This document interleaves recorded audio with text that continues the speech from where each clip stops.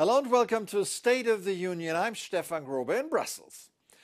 The sudden eruption of violence in the Middle East has laid bare the divisions within the European Union over this decades-long conflict again.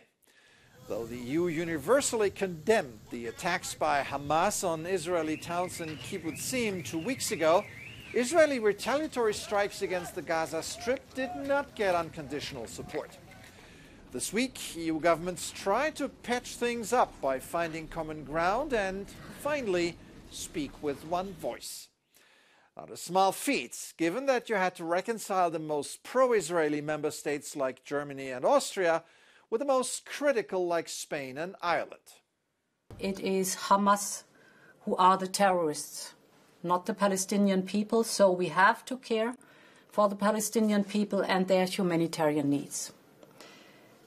There is no contradiction in standing with Israel in solidarity and acting for the humanitarian needs for the Palestinians. That position, support for Israel and humanitarian aid for the Palestinians, is not rocket science. It's not complicated, and one wonders why the EU went through a week-long cacophony to get there. On a brighter note, EU leaders had reason to celebrate this week. Or most of them, I should say. The right-wing nationalist government in Poland, a long-time Brussels nemesis, which time and again had antagonized and frustrated EU leaders over basic democratic freedoms, is about to be removed from the political chessboard. Sunday's elections brought about heavy losses for the ruling Law and Order party and big gains for the pro-European opposition. Three parties under the stewardship of former Prime Minister and EU Council President Donald Tusk now have the majority to form a coalition government.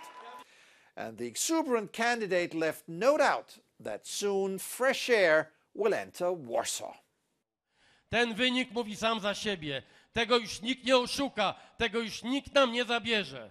Wygraliśmy demokrację, wygraliśmy wolność, wygraliśmy znowu naszą kochaną Polskę. A change of government in Poland could have important consequences for Europe. To discuss this, let's bring in an expert on rule of law issues that have been at the center of all the controversies between Brussels and Warsaw for years. Joining me now is Katarina Barley, Vice President of the European Parliament, Social Democrat and a former Justice Minister of Germany. Welcome to the program. Thank you very much. So, Donald Tusk called the election outcome the rebirth of the Polish Republic. How do you see it? Well, he has a point there because the former government was going down a path of autocracy in abolishing the independence of the judiciary, in concentrating media in its own hands. So it was sort of following the path of Viktor Orban in Hungary. And it is very, very, good and relieving to see that the Polish people chose another path. Tusk will have to manage a three-party coalition, which is not easy, as you know. What will be his biggest challenge? Well, it's not only a three-party coalition. It's also that within the three parties, there is one that actually has sort of a very wide range of politicians in it. So it is a challenge, very much so. The focus was so much on the person Donald Tusk, which I found a bit disturbing. I think he really has to be careful not to see this as a government Tusk. It is not.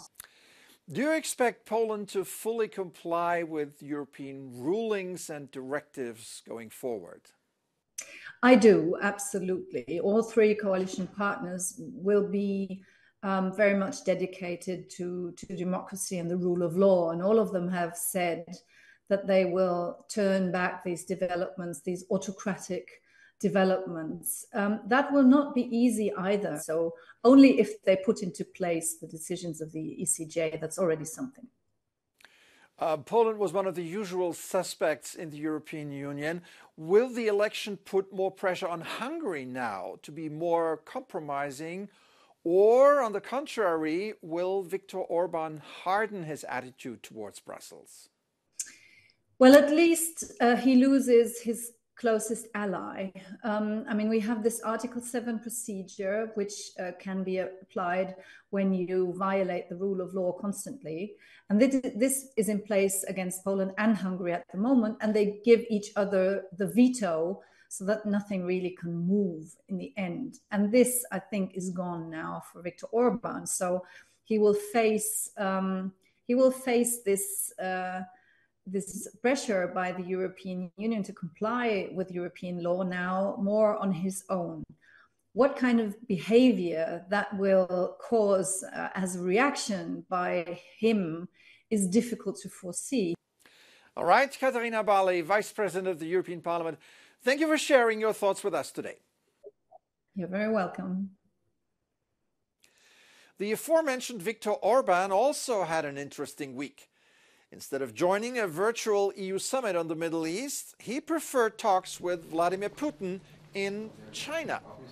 This is remarkable, as heads of EU governments have largely been giving Putin the cold shoulder since Russia invaded Ukraine last year.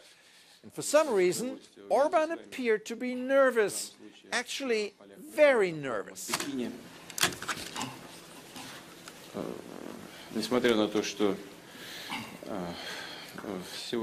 After the meeting, Putin said this about Orban. The Prime Minister of Hungary belongs to a small cohort of European politicians who know how to defend their interests, do it persistently, in my opinion, quite tactfully. No wonder Orban is more and more isolated in Europe, and right there in Beijing, I'm sure he could feel it. That's it for this edition. I'm Stefan Grobe. Thank you for watching. Have an excellent week.